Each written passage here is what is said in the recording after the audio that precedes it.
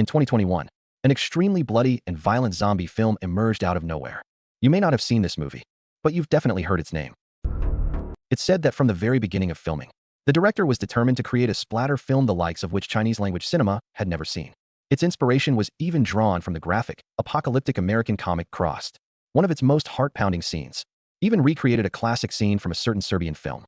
So this movie, aside from being extremely graphic, also mixes in a lot of adult content.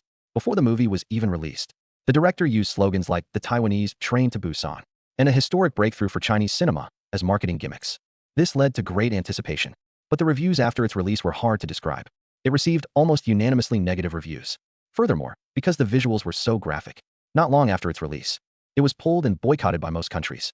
Today, I'll take the risk and show you what this infamous film, The Sadness, is all about. The story begins with a young couple who have just woken up and are already arguing about a trip. The girlfriend, Kai Ting, finally got 10 days of annual leave. They had planned to go on a trip together next week, but with the time approaching, her boyfriend, Junza, tells her he took a last-minute job from an ad agency, which happens to be next week. Because the pay is pretty good, Junza doesn't want to give it up. Kai Ting gets a little angry hearing this and heads into the bathroom to wash up. Seeing this, Junza goes to comfort her, telling her to ask her company to reschedule her leave. When she doesn't respond, he turns around, grabs a bun from the fridge, and starts scrolling through short videos while eating breakfast. Soon, a news report catches his attention. The host is discussing the recent epidemic outbreak with a medical doctor. The doctor tells the host that most people think this epidemic is just a common flu, but the doctor believes it's not that simple. His research has found that the virus's sequence is very similar to the rabies virus. In other words, it has the potential to mutate. The host laughingly cuts the doctor off, thinking he's talking nonsense.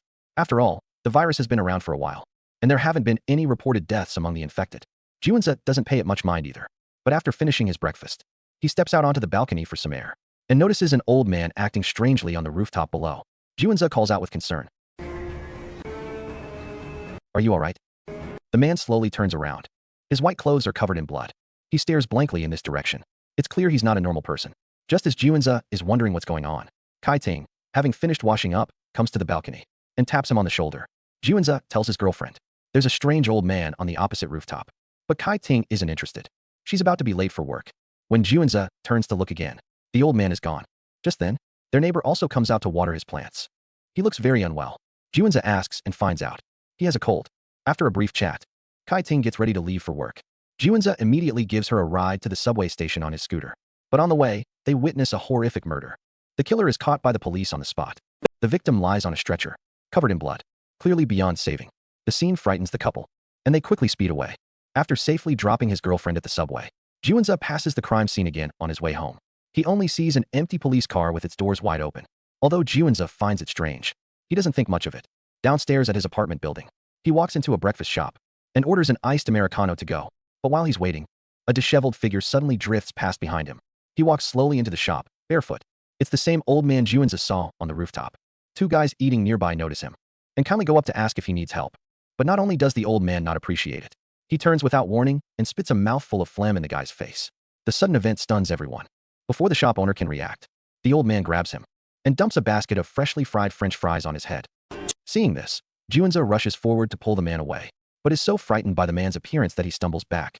Even more terrifying, the guy who just got spat on also suddenly goes crazy and attacks his friend.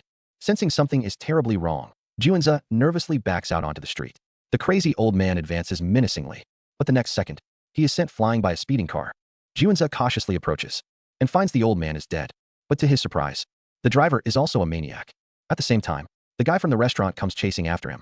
Someone even decides to commit suicide, leaping from a rooftop. What on earth is happening? When Junza turns again, several maniacs have surrounded him menacingly. Terrified, Junza turns and bolts. The maniacs chase after him like zombies. Luckily, he's in good shape. He runs all the way to his apartment building, slams the steel gate shut, and locks them out. Back home, Junza gasps for breath and quickly grabs a beer to calm his nerves. He tries to call his girlfriend to check if she's safe, but there's no answer. To figure out what's going on, Junza quickly turns on the TV, but all he sees are warnings to stay indoors. It seems the medical doctor was right. The virus has mutated. The infected have turned into extremely violent maniacs. At this moment, Junza is very worried about his girlfriend, but since he can't reach her, he can only send her a text to check on her. Unexpectedly, just then, a figure appears behind him. Just as Junza senses something is wrong, the person pounces with a pair of scissors. It's his neighbor from next door. Without a word, he snips off 2 of Junza's fingers. Then, Juinza watches in horror as his crazy neighbor eats his fingers, spewing filth from his mouth, saying something about taking care of his girlfriend. Enraged, Juinza grabs a nearby tool and smashes it into the neighbor's head. Then, before the man can get up, he quickly closes the door and flees. Although he knows it's more dangerous outside, he decides to go find his girlfriend. But just as he gets downstairs, he is horrified to see several infected on the street cruelly torturing and killing a survivor. Since his scooter is still parked outside the restaurant, Juinza has to risk running over to get it. Luckily, he makes it without incident. He wasn't spotted by the infected and successfully got to his scooter. But when he looks up, he sees several more infected on the street ahead. If he starts the scooter now, the engine noise will surely give away his position. But he has no other choice. Juinza can only bite the bullet and start the engine. The infected immediately spot him and charge at him aggressively. Juinza fumbles in a panic and can't get the scooter to start. Fortunately, just a second before the infected reach him, he successfully starts the scooter and speeds off. More and more infected are chasing him from behind. One infected with a gun even shoots his rearview mirror. Juinza speeds on without looking back, finally escaping the danger behind him. But he doesn't know that at this moment, his girlfriend on the subway is already in danger. To concentrate on her book, Kai Ting had put her phone on silent, which is why she didn't answer her boyfriend's call. But the sleazy old man next to her keeps trying to chat her up, making it impossible for her to read. Even though Kai Ting has repeatedly indicated that she doesn't want to be disturbed, the old man shamelessly continues to harass her. Soon, the subway pulls into the station. Several passengers get on. To get away from the sleazy man, Kai Ting gives her seat to a chubby girl. The car becomes quiet, but no one expects the horror that is about to unfold.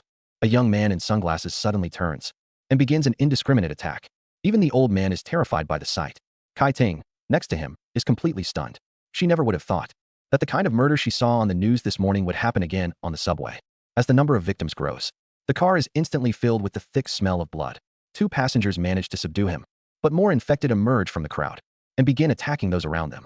The sleazy old man also suddenly turns and uses his umbrella to poke out the chubby girl's left eye. This is a bit of foreshadowing, so please take note. Then the entire subway car descends into chaos. Luckily, the train pulls into the station at that moment. Kai Ting manages to pull the chubby girl and escape, but her phone was left behind in the car. The two of them sprint through the underground passage, but realize the perverted man is also following them. In their hurry, not watching where they were going, they accidentally run into a burly man around a corner. The brute is about to get angry, but then sees the chubby girl is injured. So he asks what happened. Kai Ting quickly asks for his help, pointing behind her and saying someone is trying to kill them. The brute turns and sees the man who is chasing them. Not understanding the situation, he doesn't notice anything unusual. He decisively rushes forward and punches the man, but he is quickly grabbed by the head by the man, who takes a vicious bite out of his face. The brute is instantly incapacitated, but the man doesn't stop there. Smashed open the nearby fire alarm box, took out the fire axe inside, and brought it down hard on the brute's head. Terrified, the two of them got up and ran. They finally saw the subway station exit and saw a security guard there. But when Kai Ting cried out for help, the guard not only ignored her, but also closed the exit gate. Fortunately, Kai Ting didn't give up. She struggled to drag the chubby girl forward, managing to escape at the last second. It turned out the guard thought they were infected, which is why he closed the gate to protect himself. But the man trapped behind the gate said menacingly to them, "See you later." Seeing this, the guard quickly led the two away, running towards a nearby hospital. Meanwhile, Juinza, after shaking off the pursuing infected, continued towards his girlfriend's workplace. The scene there was even more horrific. The streets were littered with severed limbs. After successfully crossing several blocks, Juinza continued along the main road, but he found the tunnel was blocked. Helpless, he had to take a side street. Unexpectedly, in the time it took him to stop and find a weapon, he saw a group of infected students torturing someone. This time, Juinza didn't stand by and watch. Dealing with a few young infected was no problem for him. He quickly drove them away. But when he went to check on the survivor, he discovered that person was also infected and had actually been enjoying the torture. He blamed Juinza for meddling. Soon, the group of students returned and invited Juinza to join them. Not wanting to interrupt their fun, Juinza immediately left the scene. At this point, Kai Ting and the others finally reached the hospital. Thanks to police protection, the place hadn't been overrun. Many injured people had gathered there. After a nurse briefly bandaged the chubby girl's wound, she was wheeled into the operating room. Only then did Kai Ting remember to contact her boyfriend. And she also realized her phone was missing. So she had to borrow the security guard's phone to let her boyfriend know she was safe. But before she could dial, her attention was caught by the news playing on TV. A military general was giving a live address. The situation was beyond their control. Several million people were already infected. Riots were breaking out in every city. Unfortunately, they had yet to find any solution. Then another official appeared on screen and apologized to everyone. He then said a lot of nice-sounding words, but none of it was useful information. Finally, he assured everyone that they would do their utmost to protect the public's safety and defeat the virus to achieve victory. But as soon as he finished speaking, the general next to him started acting strange. His face suddenly turned vicious. He seized the official. Clearly, he was also infected. Everyone watched as the general pulled a grenade from his body, pulled the pin, and shoved it into the official's mouth, blowing him to pieces. A panicked riot broke out in the hospital. Some people tried to escape in the chaos, but were stopped at gunpoint by the police. At that moment, Kai Ting's eyes widened. She was horrified to see that the man from the subway had appeared outside the door. Terrified, she grabbed the guard's phone and fled. The next second, the man used an axe to kill the police officer through the glass door. A large number of infected instantly swarmed in and committed unspeakable acts on the people present. The hospital was completely overrun. The security guard hid under a table amidst the chaos. And the chubby girl, fresh out of surgery, unfortunately fell into the man's hands. The pervert took out his secret weapon and stabbed her left eye again. The guard hiding under the table heard the screams and could only cover his ears, not daring to make a sound. Only after the screaming stopped did the guard dare to crawl out. He was then astonished to see several infected doing calisthenics in the hallway. The guard cautiously moved on and unfortunately found the chubby girl in the next room. But she had already been infected by the man. The chubby girl advanced menacingly with a chainsaw. Just as the guard was about to run, he was caught by a large group of infected. His fate was sealed.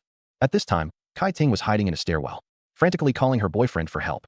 After hearing about her situation, Juanza promised he would come save her and urged her to find a safe place to hide. But as he was talking, Juanza suddenly felt dizzy. So after saying, "I'll be right there," he hastily hung up. Little did he know, just a few minutes after he hung up, his girlfriend was in danger again. 2 infected had found her location. Kai Ting had no choice but to keep running. She went upstairs and used a metal rack to bar the fire door, blocking the pursuing infected outside. But to her surprise, the relentless man from the subway had also chased her up there. Thanks to his small frame, the man squeezed through a gap, but he didn't let the other infected in. Instead, he used the metal rack to reinforce the fire door. It turned out the man wanted to have Kai Ting all to himself. Knowing Kai Ting had nowhere to run, the man began to leisurely search for her, saying he had already taken care of the chubby girl, and now it was her turn. But little did he know, Kai Ting had not chosen to wait for her fate. While the man wasn't looking, she grabbed a fire extinguisher and launched a surprise attack from the shadows.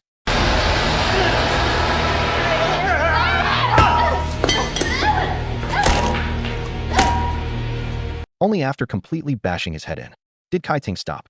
Just then, a nearby door opened. A person in a hazmat suit appeared before her.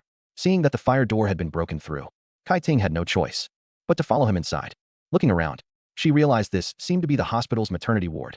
But since he didn't know if Kai Ting was infected, the man threatened her with a gun. He made her handcuff herself to a pipe. After Kai Ting complied, he turned on a valve and began washing the blood off Kai Ting using a special chemical disinfectant. It turned out the man was the medical doctor from the news earlier. He was hiding here to research a vaccine for the virus, but he hadn't made any progress. But Kai Ting's appearance gave him hope, because for someone like her, in direct contact with infected blood, not turning immediately was very rare. It was highly likely she had antibodies. Realizing he meant no harm, Kai Ting gradually let her guard down. If she really had antibodies in her body, she was of course willing to help end this disaster. The doctor then uncuffed Kai Ting and gave her a set of clothes to change into. But as Kai Ting was about to throw her old clothes into the trash, she found a mutated baby inside. Before Kai Ting could react, the doctor suddenly injected a syringe of liquid into her neck. Then he handcuffed her again. It turned out the doctor had been experimenting on babies, but all of them had mutated. And that liquid was the virus itself. He needed to confirm if Kai Ting truly had antibodies. If, after 5 minutes, Kai Ting still showed no signs of infection, then it would be confirmed that she had antibodies. Then, the doctor would take her to the rooftop helipad to leave the hospital on a military helicopter. Then they would go to a lab to create a vaccine and save everyone. If she showed symptoms, Kai Ting would be killed immediately. Hearing this, Kai Ting panicked. She didn't know what would happen. She could only text her boyfriend, explaining her situation and asking him to come save her quickly. Fortunately, at that moment, Juanza had also arrived at the hospital, but his behavior was somewhat strange. He walked in slowly, holding a hatchet, and even threw his phone on the ground.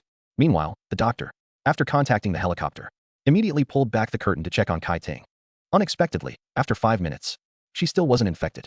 It seemed he could be 100% sure she had antibodies. So the doctor immediately led Kai Ting out of the maternity ward, ready to head for the helipad. But they hadn't gone far when an infected person wounded the doctor's foot with an axe. At the critical moment, he took out his gun and killed the infected. But then another infected lunged at him. The doctor fired but didn't hit a vital spot. The infected grabbed his injured foot and vomited on it. Although the doctor managed to kill it, he was now infected. Kai Ting helped him move forward, but they ran into Juanzo at the door. But by now, he had already turned. He had been infected at some point. This shocked Kai Ting as well, but the doctor couldn't care less. He shot Juanzo directly in the neck. He wanted to take another shot, but his gun jammed. Juanzo seized the opportunity to rush forward and finished off the doctor with one strike. Terrified, Kai Ting ran, using the doctor's key to open the iron gate to the roof, locking Juanzo inside. Although she knew her boyfriend was no longer human, She didn't leave immediately. Instead, she crouched down and asked how he was. At this moment, Juanza hadn't completely lost his mind. He could still talk normally. He moved Kai Ting with sweet words. But as she hesitated whether to open the gate, Juanza's tone suddenly changed. The sweet nothings in his mouth instantly turned into vile threats. Only then did Kai Ting finally lose all hope. She turned and left her boyfriend, walking alone towards the rooftop. The helicopter had been waiting for a long time, but the movie ends abruptly here. My feeling after watching The Sadness is that it's purely perverse for the sake of being perverse, and gory for the sake of being gory. The plot is poorly made, without any vivid special effects. The makeup is also average. They did use a lot of fake blood though, setting a record for Chinese-language horror films. And those scenes that let your imagination run wild are quite tantalizing, as they aren't shown directly. Although it was inspired by Crossed, it failed to capture its essence. Because Crossed, along with its gore and violence, is more about moral boundaries and exploring human nature. So I don't recommend watching the original film. But if you're just into this kind of thing, and you like strong visual shocks, then just ignore what I said. That's all for this video. Thanks to my dear fans for watching. See you next time.